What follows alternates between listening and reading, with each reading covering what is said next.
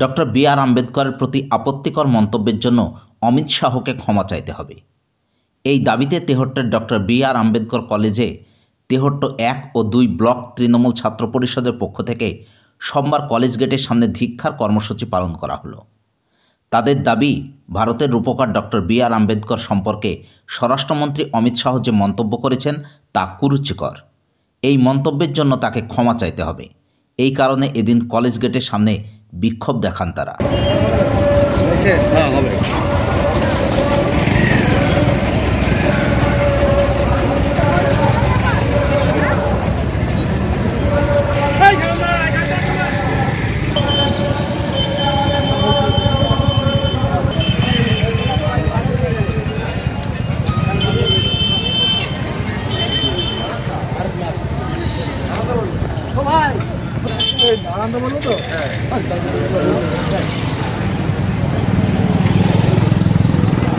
কেন্দ্রীয় স্বরাষ্ট্রমন্ত্রী অমিত শাহ যেভাবে সংসদের মধ্যে ভারতবর্ষের পবিত্র স্থান সংসদ যেভাবে বাবা সাহেব ভীমরাও রামজি আম্বেদকরকে ইনসাল্ট করেছে, যিনি আমাদের ভারতবর্ষের সংবিধান প্রণেতা, যাকে আমরা শ্রদ্ধা করি, মাথা নত করি, যাকে দেখে আমরা পথ চলি, সেই বাবা সাহেবকে যেভাবে অপমান করা হয়েছে, আর বিরুদ্ধে পশ্চিমবাংলার মানুষ আজকে গর্জে উঠেছে যে আমরা আর যাই হোক বাবা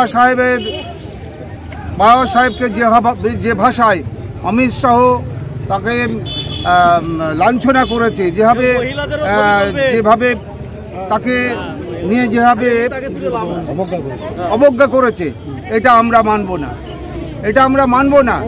বাবা সাহেব আমাদের স্বাধীনতা সংগ্রামের বিরোধী ছিলেন।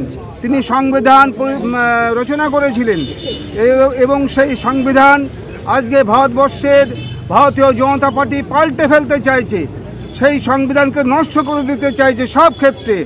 অতএব আমরা তাকে অবজ্ঞা করা, তাকে অপমানিত করা আমরা মেনে নেব না। পশ্চিমবাংলার মানুষ, ছাত্র যুব মহিলা থেকে শুরু করে শ্রমিক কৃষক থেকে শুরু করে আমরা সবাই আজকে প্রতিবাদে সামিল হব, পায়ে পা মিলাবো। আমরা অমিত শাহের অবিলম্বে পদত্যাগ চাই। অমিত শাহকে অবিলম্বে মন্ত্রিসভা থেকে বরখাস্ত করতে হবে, এটা আমাদের দাবি। সেই দাবি নিয়ে আমরা আপনাদের এই দাবি পূরণ না হলে এই আন্দোলন কি চলতেই থাকবে? বৃহত্তম জায়গায় পৌঁছাবে। আমাদের নেত্রী বলে দিয়েছে, আমরা বাবা সাহেব রামজি ভীমরাও আম্বেদকরকে অবমাননা করতে দিচ্ছি না। তার সম্মান আমরা তুলে ধরবো। তার সম্মান আমরা তৃণমূল কংগ্রেস প্রতি বছর 14 এপ্রিল আমরা তাকে শ্রদ্ধানত অবস্থায় তাকে সম্মান জানাই।